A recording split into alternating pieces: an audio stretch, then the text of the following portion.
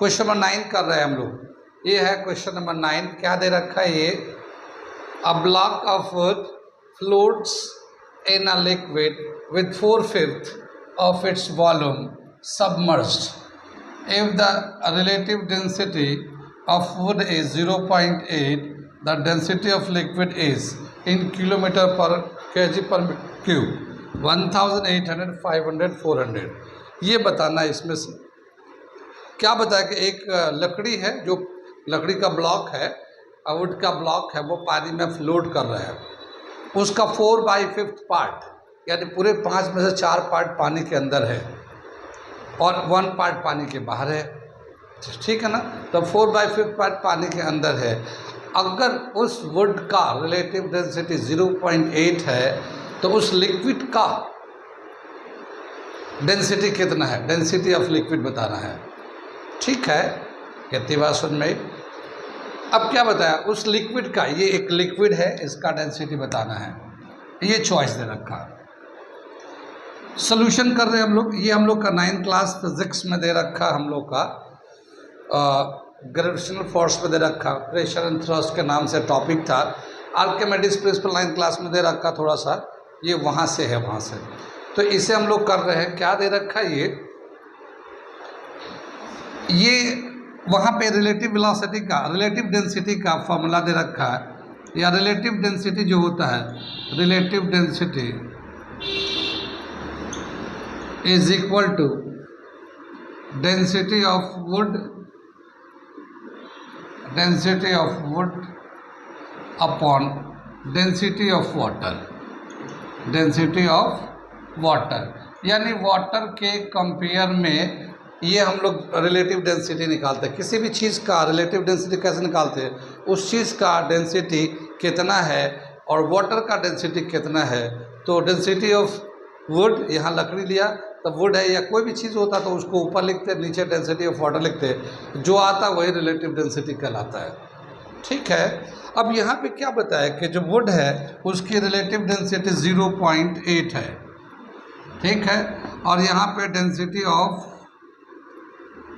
Would upon density of water, density of water कितना होता है?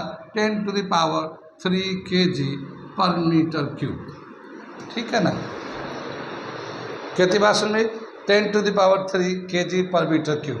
अब इसको अगर क्रॉस करते हैं तो हमें मिल जाएगा डेंसिटी ऑफ वुड। ठीक, डेंसिटी ऑफ वुड निकाल देते हैं। यहाँ पे थोड़ा सा मिटा देते हैं हम लोग, ये क्वेश्चन को मिटा दे रहे हैं। इसके आगे का सिलेक्शन करना है तो क्वेश्चन को मिटा दे रहे हैं।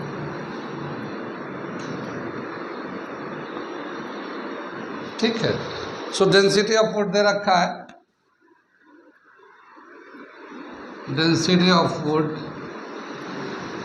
इज इक्वल टू, इसे क्रॉस करके मल्टीप्लाई करेंगे तो 0.8 इंटू 10⁻³ kg पर मीटर क्यूब। ये आ जाएगा हमारा डेंसिटी ऑफ वुड। लकड़ी का डेंसिटी इतना आ गया। अब क्या बताया है कि जो लकड़ी पानी में डाला गया है, पानी में नहीं, एक अलग तरह का लिक्विड है उसमें डाला गया। लिक्विड में, पानी में, ये तो पानी के कंपेयर में निकालते हैं, वाटर के कंपेयर में निकालते हैं रिलेटिव डेंसिटी। लेकिन अब जो आगे दे रखा है कि लकड़ी जो है, एक वुडन ब्लॉक है, वो एक लिक्विड है। ये वाटर नहीं बोल रहा है, वाटर नहीं है ये, बोला एक लिक्विड है जिसमें एक वुडन ब्लॉक को डाला गया तो उसका 4/5 पार्ट पानी के अंदर डूबा हुआ है और बाकी जो पार्ट है ऊपर है। तो क्या होता है कि आर्किमिडीज प्रिंसिपल के हिसाब से जितना वो वुडन ब्लॉक पानी को डिस्प्लेस करेगा, या जितना वो डूबा होगा पानी के अंदर, उतना पानी को वो डिस्प्लेस करेगा। The part which is submerged inside a liquid, it will displace that much amount of water, उतने वाटर को डिस्प्लेस करता है। ठीक है। तो क्या होता है? The weight of the liquid displaced is equal to weight of the wooden block submerged. कितना लकड़ी का पार्ट पानी के अंदर डूबा हुआ है, उसका जो वेट होगा वो जो पानी को डिस्प्लेस किया गया उसके थ्रस्ट के बराबर होगा। अब थ्रस्ट के, या उसका अब थ्रस्ट भी फोर्स ही होता है मगर उसका डायरेक्शन अलग होता है। कितनी बात समझ में आई? अब ये क्या दे रखा है कि जो लकड़ी का जो पार्ट है कितना डूबा हुआ पानी में या कितना पानी को डिस्प्लेस किया है। तो क्या दे रखा, volume of water, volume of liquid, volume of liquid displaced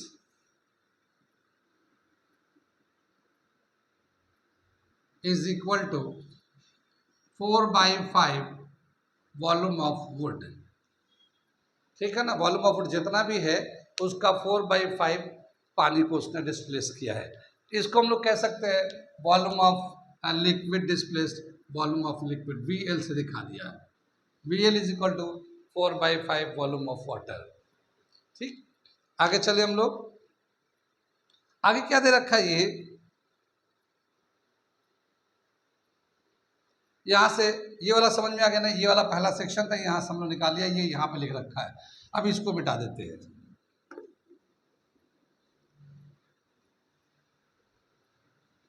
अब क्या दे रखा है, according to Archimedes principal,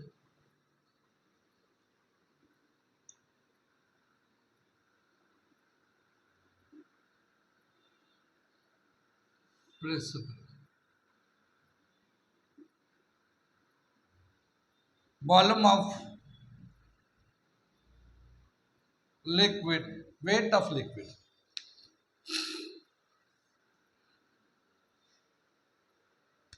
weight of liquid displaced is equal to weight of wooden block।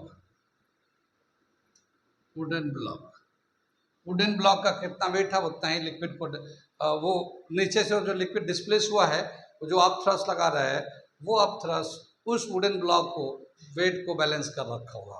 Wait होता है m/g। तो यहाँ पे जो लिक्विड है तो m mass of liquid into g, यहाँ आएगा mass of wooden block into g। ठीक है, g से g कैंसिल कर देते हैं दोनों तरफ से। अब मास ऑफ लिक्विड, मास होता है volume into density.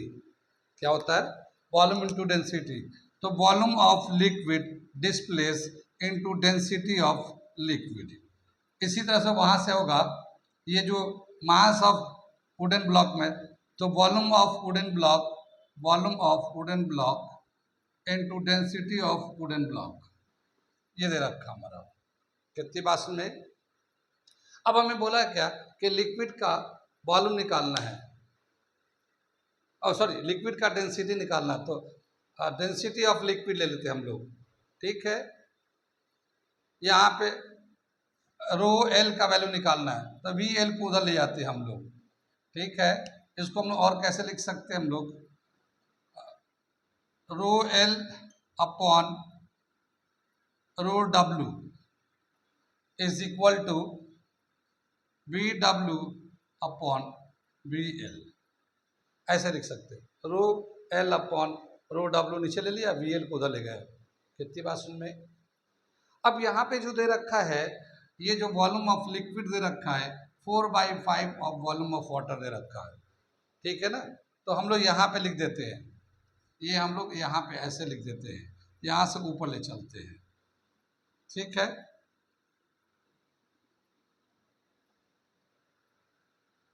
Volume of liquid, density of liquid upon density of wooden block is equal to volume of wooden block upon volume of liquid. तो वॉल्यूम ऑफ लिक्विड की जगह पे लिख देंगे 4/5 volume of wooden block. ये हम लोगों ने ये वुडन ब्लॉक का वैल्यू यहाँ से हम लोगों ने रिप्लेस कर दिया। कितनी बात सुन में, ये कैंसिल कर देंगे वॉल्यूम ऑफ वुडन, ये 5/4 जगह, density of liquid upon density of wooden is equal to 5/4। कितनी बात सुन में दिख रही है।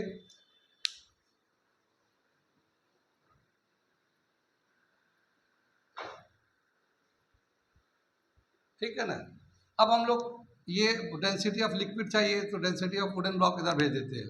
Density of liquid is equal to 5/4 density of water. Density of water हम लोगों ने देखिए यहाँ पे लिख रखा है, ये वाला निकाला था, इसको हम लोग डेंसिटी ऑफ वुडन ब्लॉक भी बोल सकते हैं, ये ठीक है ना, ये वुडन ब्लॉक की डेंसिटी है, ये वाला वैल्यू, ठीक है। तो हम लोग इसको हटाकर डेंसिटी ऑफ लिक्विड लेकर 5/4 इंटू 0.8 इंटू 10⁻³ लगा दिया। 4 से काटेंगे तो ये 0.2 आ जाएगा, 5 से 0.2 को मल्टीप्लाई तो 1 आ जाएगा। तो डेंसिटी ऑफ लिक्विड जो है ना 10⁻³ या 1000 आ जाएगा। ये कितनी बात समझ में आई? इस तरह से इसका आंसर हो जाएगा ए 1000 डेंसिटी ऑफ लिक्विड। कितनी बात समझ में आई? आगे चले हम लोग। इस क्वेश्चन को एक बार मैं फिर से और रिकॉल करा देता हूँ। क्या है कि एक वुडन ब्लॉक का रिलेटिव डेंसिटी दे रखा है 0.8 और ये दे रखा है कि 4/5 वो पानी के अंदर है, तो वो जो लिक्विड है उसकी डेंसिटी बताना है। ठीक, जो लिक्विड की जो डेंसिटी होती है उसे निकालने के लिए अभी हम आगे जाएंगे, लेकिन एक रिलेशन रिलेटिव डेंसिटी जो निकालते हैं वो है relative density is equal to density of the substance upon density of water. ये होता है, वो पार्ट हमने यहाँ मिटा दिया जो पहले लिखा था हमने। तो relative density of wooden block upon density of water is equal to 0.8 किया था और क्रॉस करके ये वाला निकाला था। डेंसिटी ऑफ वुडन ब्लॉक जो आया था वो 0.8 10⁻³ kg/m³। ये हमारा लकड़ी का डेंसिटी आ गया। ठीक, अब क्या बताया कि 4/5 तो पानी में डूबा हुआ है, तो वॉल्यूम ऑफ लिक्विड डिस्प्लेस्ड जो जितना पानी के अंदर जाएगा वुडन ब्लॉक डूबा होगा उतना पानी को डिस्प्लेस किया होगा, तो volume of liquid displace is equal to 4/5 of volume of wood. Wood का जो ब्लॉक का 4/5 पानी में है, तो इतना पानी का लिक्विड पानी का वॉल्यूम हो गया जो डिस्प्लेस्ड है। अब जितना पानी को डिस्प्लेस करता, आर्किमिडीज के हिसाब से कहा है कि किसी बॉडी को पानी के अंदर रखते हैं तो जितना वो पानी को डिस्प्लेस करता है उसका weight of the body is equal to weight up thrust by the liquid, up thrust by the liquid. और अप थ्रस्ट को हम लोग वेट भी बोलते हैं। तो यहाँ पे वही लिखा है according to Archimedes principle, weight of the displaced liquid displaced is equal to weight of the wooden block. Displace liquid होता है, वेट जो होता है m/g होता है, ये हमने मास ले लिया, ये g ले लिया। उधर वुडन ब्लॉक का mass of the wooden block g ले लिया, g तो सेम होता है, दोनों कैंसिल कर दिया। मास हो गया इधर भी लिक्विड का मास और मास ऑफ द वुड हो गया। मास होता है वॉल्यूम इनटू डेंसिटी, वॉल्यूम ले लिया, लिक्विड का वॉल्यूम कितना है, डेंसिटी लिक्विड का कितना है। यहाँ पे मास में volume of the wooden block ले लिया, density of the wooden block ले लिया। इसको हम लोगों ने थोड़ा अरेंज कर लिया, डेंसिटी को एक तरफ कर लिया और वॉल्यूम को एक तरफ कर लिया।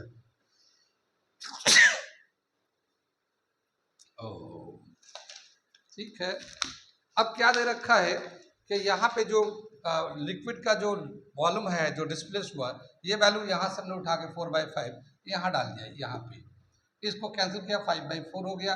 वाटर की जो डेंसिटी था हम लोगों ने यहाँ पे डराइव किया था, लिक्विड का जो डेंसिटी था, वुड का जो डेंसिटी था, यहाँ पे वाटर नहीं, जो वुड का जो डेंसिटी था वो हम लोगों ने वाटर के कंपेयर में निकाल रखा है।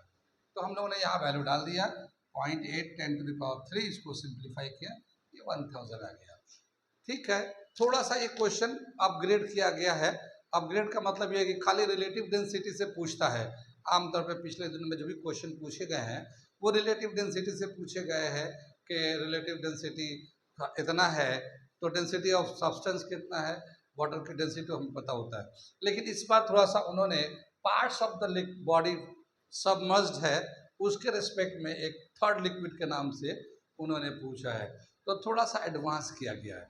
ये मतलब अपर क्लास का है, थोड़ा सा आपकी क्लास के हिसाब से थोड़ा सा। ये क्वेश्चन नंबर 10 दे रखा है। क्या है ये, हम पढ़ते हैं। Which one of the following statement is not correct, इनमें से कौन सा स्टेटमेंट सही नहीं है। ये जो सवाल दे रखा साउंड का है, 9th क्लास में साउंड है उससे दे रखा है। देखते हैं साउंड की जो प्रॉपर्टीज होती है उसके हिसाब से दे रखा है, तो हम लोग उसके हिसाब से करते हैं इसको। ठीक है ना, क्या दे रखा है, speed of sound in a medium depends on the temperature of the medium. ठीक है,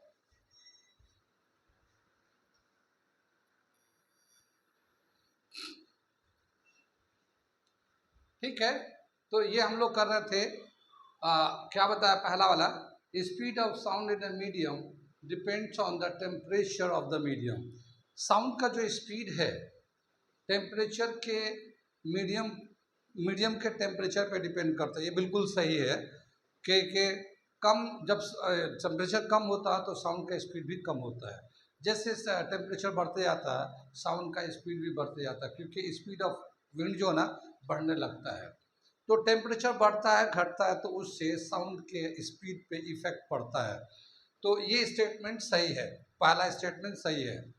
दूसरा स्टेटमेंट बोला a sound of single frequency is called a note.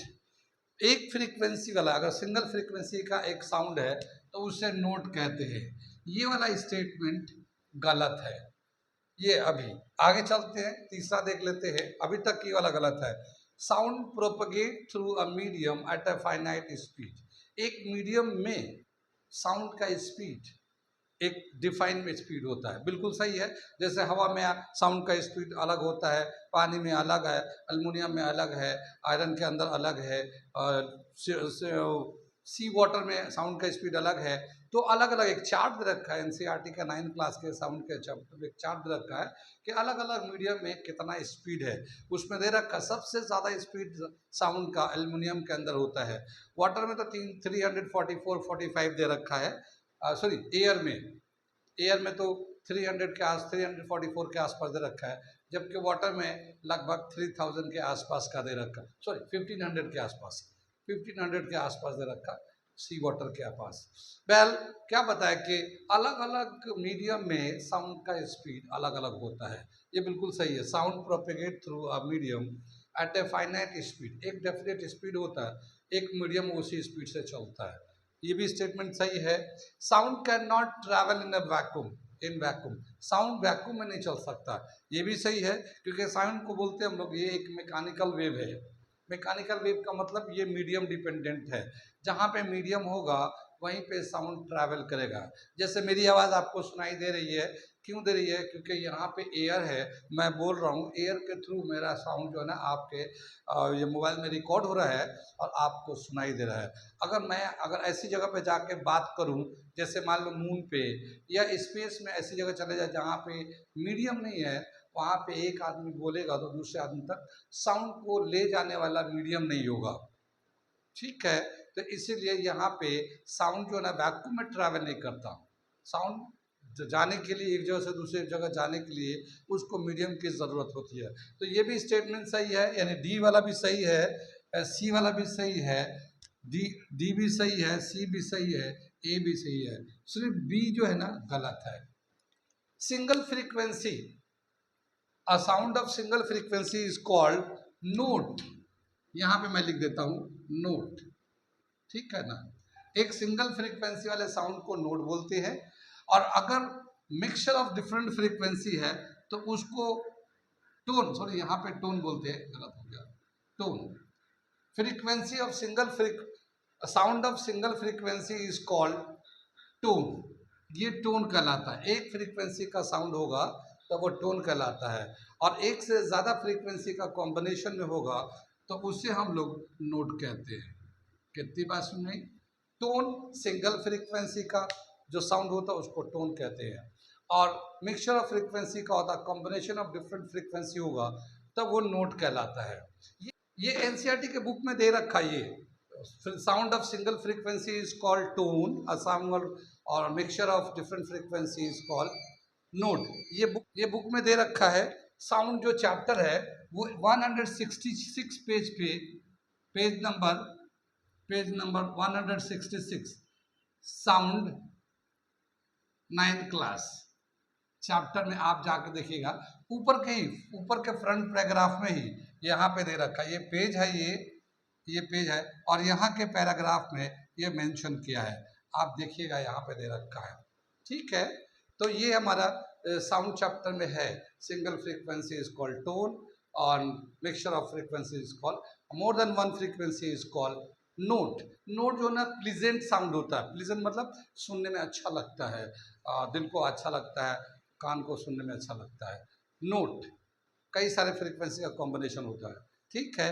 और अगर वहाँ पे नॉइज भी डिस्कस किया है कि noise unpleasant sound is called noise, तो अनप्लीजेंट साउंड को, तो ये दे रखा है कि कौन सा स्टेटमेंट सही था, बी स्टेटमेंट सही है। कहाँ कहाँ समझ में आया, समझ में आ गया। ये अच्छा सवाल है, बहुत बारीकी से इन्होंने एनसीईआरटी से पूछा है। अगला क्वेश्चन करने जा रहे हैं, क्वेश्चन में 11। क्वेश्चन में 11, 3 resistors of 2 ohm, 3 ohm and 5 ohm are connected in parallel across a battery of 10 volt, ठीक है, and of negligible internal resistance, ठीक। The potential drop across 3 ohm register is, ये चॉइस दे रखा 3 volt 5 2 volt 3 volt 5 volt 10 volt, ठीक है।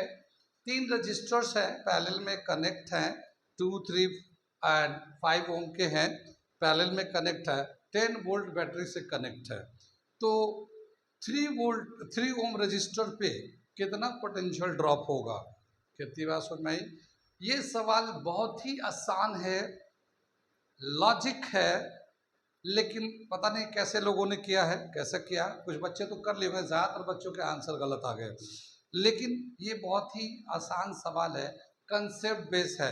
मैंने lecture में समझाया है, आप अगर क्रैश कोर्स वाला में जाके पढ़ेंगे, इलेक्ट्रिसिटी हमारा 2 तरीके का बना हुआ वीडियो है 10th क्लास का, एक क्रैश कोर्स के नाम से बना हुआ है, एक फाउंडेशन फॉर नीट जेई के नाम से बना हुआ है। दोनों में ही ये बातें हमने बहुत इम्फेसाइज किया है। क्या चीज़, पहले मैं फिगर बना के इसको समझाता हूँ। ये देखिए सॉल्यूशन दे रहा हूँ मैं, इसको फिगर बनाता हूँ। 3 रजिस्टर ले लेते हैं हम लोग, एक 2 ओम का है, एक 3 ओम का है और एक 5 ओम का है, ठीक है ना। ये तीनों रजिस्टर्स को पैरेलल में कनेक्ट कर दिया है, और एक बैटरी है, ये 10 वोल्ट की बैटरी है, इससे भी कनेक्ट कर दिया 10 वोल्ट की बैटरी से, ठीक है। जब भी कभी रजिस्टर को पैरेलल में कनेक्ट करते हैं तो सभी रजिस्टर का पोटेंशियल बैटरी के पोटेंशियल के बराबर होता है। जब भी कभी रजिस्टर्स पैरेलल में होते हैं तो उनका पोटेंशियल, सभी का पोटेंशियल बैटरी के पोटेंशियल के बराबर होता है। 2 ओम का रजिस्टर है, इसका पोटेंशियल भी 10 होगा। 3 ओम का रजिस्टर, उसका पोटेंशियल भी 10 होगा। 5 ओम का पोटेंशियल रेजिस्टेंस है, उसका भी पोटेंशियल होगा 10, ठीक है। पैरेलल में पोटेंशियल सेम होते हैं। हाँ, अब इन तीनों का इक्विवेलेंट रेजिस्टेंस निकालेंगे, उस इक्विवेलेंट रेजिस्टेंस से इसको पोटेंशियल को डिवाइड करेंगे तो करंट आ जाएगा, और वो जो करंट है वो करंट यहाँ से चलता है, और वो करंट यहाँ आने के बाद डिस्ट्रीब्यूशन होता है I1 I2 I3 में, ठीक है। और यहाँ पे इन्वर्स लॉ लगता है। इन्वर्स लॉ का क्या मतलब हुआ कि जिसका रेजिस्टेंस ज़्यादा होगा उसमें करंट कम होगा, और जिसका रेजिस्टेंस कम होगा उसमें करंट ज़्यादा होगा। तो इसमें करंट ज़्यादा कम होते हैं पैरेलल में कनेक्शन के, लेकिन पोटेंशियल सबके बराबर ही रहते हैं। तो यहाँ पे क्या पूछा है, 3 resistor 2 ohm 3 ohm 5 ohm are connected in parallel across a battery of 10 volt and negligible, इस बैटरी का इंटरनल रेजिस्टेंस नेग्लिजिबल है बैटरी का। The potential drop across the 3 ohm resistor, 3 ohm के अक्रॉस कितना पोटेंशियल ड्रॉप होगा, 10 volt का होगा। इसमें कुछ करना ही नहीं, इसमें तो सिर्फ एक कंसेप्ट था, उसी को यूज करके और आंसर लगाता था। आंसर डी है इसका, ठीक है। कितनी बात समझ में आई। कुछ लोगों की गलती हो गई होगी, सर पकड़ के बैठ गए होंगे देख के कि कितना बेसिक कंसेप्ट से इन्होंने परेशान कर दिया, ठीक है। तो ये है क्वेश्चन नंबर 11। इतना आसान सवाल है, मगर ध्यान देना पड़ता है हर छोटी छोटी बातों पे, क्योंकि ध्यान में ही ज्ञान है, ठीक है। हमें आता तो बहुत कुछ है, ये ऐसा नहीं है सभी बच्चे तैयारी करते हैं, कुछ बच्चों की तो बहुत अच्छी तैयारी होती है मगर सिलेक्शन नहीं होता। क्यों? क्योंकि उन्हें सब आता है, लेकिन वो क्या है कि जब वो वहाँ पेपर होने लगता है तो वो थोड़ा कंफ्यूज होने लगते हैं, ये कैसे वो कैसे, और फिर वो दिमाग का संतुलन बिगड़ने लगता है। और जैसे 2 4 5 क्वेश्चन इधर उधर हुआ, वो पूरा लाइन लेंथ बिगड़ जाता है, और जो है ना, जो सही सवाल भी गलत होने लगता है, जो कंसेप्ट भी है वो भी दिमाग में नहीं आता, आदमी उल्टा सीधा करने लगता है। इसीलिए कहा गया है कि प्रैक्टिस करना पड़ता है और कूल होकर रहना पड़ता है, साउंड स्लीप करना पड़ता है, नींद पूरी रहनी चाहिए, ताकि जो भी आपके दिमाग में है, जब आप बैठ के सेंट्रल क्लास हॉल में बैठेंगे और सोचेंगे तो रिकॉल होता रहेगा, खट खट रिकॉल होता है। कितनी बात समझ में आई? छोटे से कंसेप्ट के बेस पे ये सवाल हो गया, क्वेश्चन नंबर 11। अगला क्वेश्चन चलते हैं और क्वेश्चन नंबर 12 करने जा रहे हैं हम लोग।